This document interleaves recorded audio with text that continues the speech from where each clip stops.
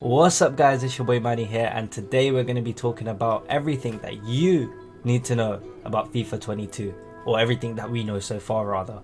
So let's get straight into it and let's see if it's actually going to be worth your while. To be fair, it probably is, but let's go into it. So here, the new gameplay features hypermotion. Is just, look, as you guys can see, it's just, yeah, it's the way they move, man. It's just a lot more fluid. It seems. We'll see how that actually relates to in-game, or how it goes to. You've got goalkeeper rewrite, so I'm guessing that if you move a goalkeeper one way, the reflexes will be a lot better this year, because last year when you're moving the goalkeeper yourself on a 1v1, it is really hard for the goalkeeper to adjust, so you end up actually conceding goals more time than not.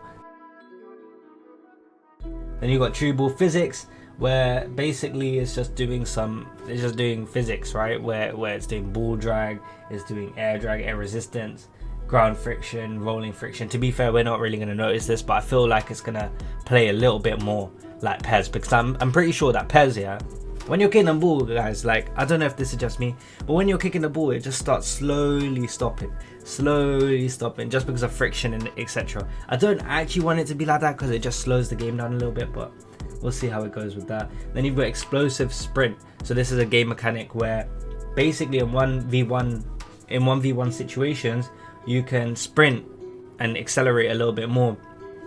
So that might be cool, but it just will make skills like the bridge and also the, the directional nutmeg, be OP as F. Like, I think that's just what it's going to be. It's just going to be OP as fuck. And unfortunately, I feel like that's going to be the meta again next year, just by the way it's saying lure the opponents in and choose when to unleash your full speed to get away from the defender. Come on, man. Directional nutmeg is going to be so OP this year. Oh my days. So all the rats of FIFA 21 are going to come back. I'm telling you, mark my word. Then you got new attacking tactics. To be fair, I always like when they add new ways to score goals. I just think that's sick. But now, bro, heading is just non-existent. You're open in front of goal, you got a header and you miss. Fix it, EA. I hope that's in the new attacking tactics, or yeah, because you're saying that you can play in your unique style. So if I can't head the ball, how is that unique? I'm forced to play one way. But yeah, that's enough of my rant. That's enough of what I want to say about the gameplay features.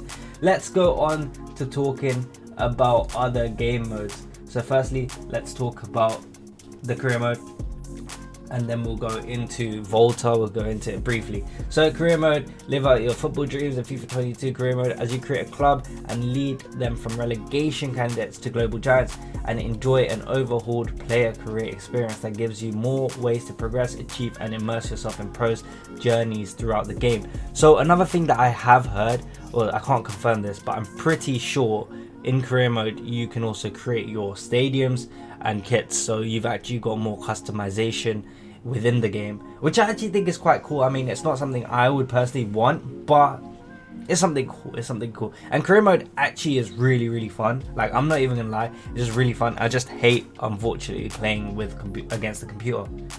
That's just me. That's why I hate playing squad battles, because it's dead game, bro. But anyways, Volta. Yeah, it's just a BTEC FIFA Street. Like, all the OGs know about FIFA Street, so let's not even talk about this, because this is just a dead thing. We've got the FIFA 22 heroes for Ultimate Team. We'll talk about that in a bit. We'll also talk about division rivals, foot champs, and how they're actually going to create this game, because we are a foot streamer. We're going to be talking about foot basically the rest of this video. You got pro clubs, and to be fair, it's just customization. I just wish they did something more. I mean, we haven't heard a lot about pro clubs yet, but I just want it to be even better. Like, pro clubs is the one thing that I think gets neglected. What I would love for them to do is like do an NBA park style thing where we're just chilling, we're just vibing, and yeah, instead of waiting on a team sheet, you can wait in someone's garden. How sick would that be? Yo bro, what's good? Yeah, I'm all good, man. Yeah, I don't know what I'm doing, but yeah, anyways, that is what I would love to see. Yeah, make that happen. I mean, I'm acting like I'm a game changer or something. Even game changers don't really have a say, do they? But anyways, next let's talk about Ultimate Team Heroes. Now, as you guys can see, FIFA Ultimate Team Heroes have unique league specific chemistry which is tied to their specific hero moment, providing a green club link to any player with the same league as well as the usual nation, giving you new ways to build your dream team and recreate some of football's most famous memories in FIFA 22. Now this is something I'm all for. I actually love this concept so much because firstly, these cards are going to be cracked. They're going to be cracked at the beginning of the game. And people will be using Robbie Keane. Like this David Beckham, yeah, was a good card. Don't get me wrong. I mean, David Beckham was actually a trash card. But if I got that card, the 85 version that everyone got free, at the beginning of the game, I would have used him for at least a month. Like that card was actually pretty decent as a box to box when like you used them in the right positions and if you used them a lot earlier. So I just think the fact that these cards are coming out at the beginning of the game just helps you so much. If you pre-order the game, you also get one of these guys free. These are the cards that we already know the rating of and have already been confirmed, but we're going to go into the other ones which Footwatch has dropped on Twitter as well so that we can see them. So you got Mario Gomez, which is 88 rated, who I think this card will actually be quite good, just depending on the meta of the game. Like I just hope that dribbling isn't as meta anymore. Like you can score goals in the air, like players. I think there was a FIFA, maybe was it FIFA 18 or FIFA 17, where we had a Peter Crouch. So if we had that Peter Crouch, and that Peter Crouch was actually OP as like mad. So if you guys remember what FIFA that was, please drop it in the comments down below so I know as well. But yeah, I think we got Defoe as well. It was like 90 rated Defoe and then 88 rated Peter Crouch. Those cards were sick. You got Cahill, you got Milito, sorry. Great cards. I think this one's going to be really, really good. I think Milito and Cahill are going to be fun cards. The only issue with Cahill is that he's Australian, so to get a green link with Australia is just really hard. The way it works is you get a green link if you're in the same league, you also get a green link if you're same nation. But if you're same nation and same league, you get a perfect link. So Thomas Muller and Gomez will get an incredible link, like they'll get a perfect link. Campos will probably be decent. Morientes, just yeah, lovely. Like a lot of these cards will be lovely. You got Sami Al-Jubair, which is a nice option. I mean, if you wanted to go into the Saudi league, you could. You've got Dempsey, who I think, to be fair, I would have loved to see Dempsey in the Premier League. Like if this was a Premier League card, wow, because I honestly thought he was insane in the Premier League. I mean, growing up watching him at Fulham, bro, this guy was actually something. Now you've got a Abedi Pele, who is well, he's not really Pele, but he's another Pele who was actually really, really good. You've got Robbie Keane, who's going to be good as well. But let's go on to the other ones that have been notified or leaked by Footwatch. So you got Pele, which we've seen. We got Di Natale, but I'm pretty sure some of these might be. I'm not 100% sure, but some of these might just be icons that are being added to the code as well. So we got Di Natale. We've got, I think we said Campos anyway. We've got Cordoba, who I think will be a great card. And also they do show the stats. The fact that Cordoba has like 91 balance, 80 agility, could be a usable card. Could be a very, very, very usable card, especially with the defensive stats that he's got. Let me just show you here. So as you guys can see, great defending and great physicals. I mean, his passing isn't amazing, but his pace is really, really good as well. He's going to be so good in the game. Like, he's going to be so cracked. You got Cafu, but he's definitely an icon. You got Mustovai. You got Joe Cole. Joe Cole will be a nice, lovely little card. I mean, look how well-rounded this card is.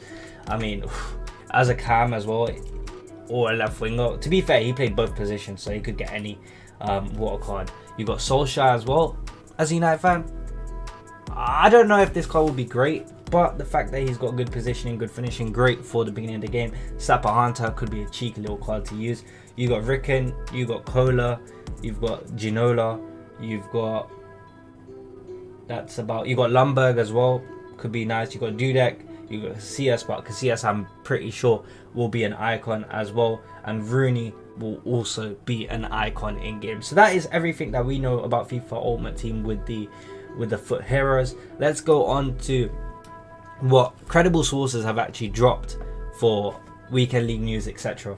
So we've got rewards which have changed in Weekend League. There'll be certain players in rewards, and now the higher rank you get, the better version of the player you'll get. So what this basically means is, for example, if there is a 90 rated card up for grabs for the maximum winner, right? So for example, 90 rated, let's say Fred. I don't know why he came to head, but 90 rated Fred. You could get a 90 rated version of Fred if you guys finish Elite 1, let's say. Elite 2 will be 89 rated, Elite 3 will be like 88 rated, and so on and so forth, until I'm pretty sure even Silver 1 you'll probably get like an 84 rated version of that card. So basically, the better you do, the better the card will become, which I actually really am for.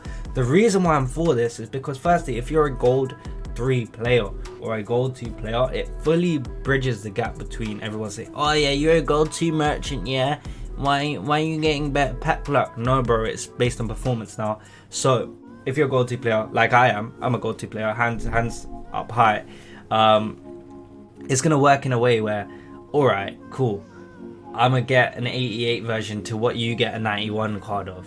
Fairs, you deserved it, like, fair enough, I'll take it. But the fact that I still get an 88 version of, say for example, a Rashford, I'll be like, yo, this card is still pretty sick.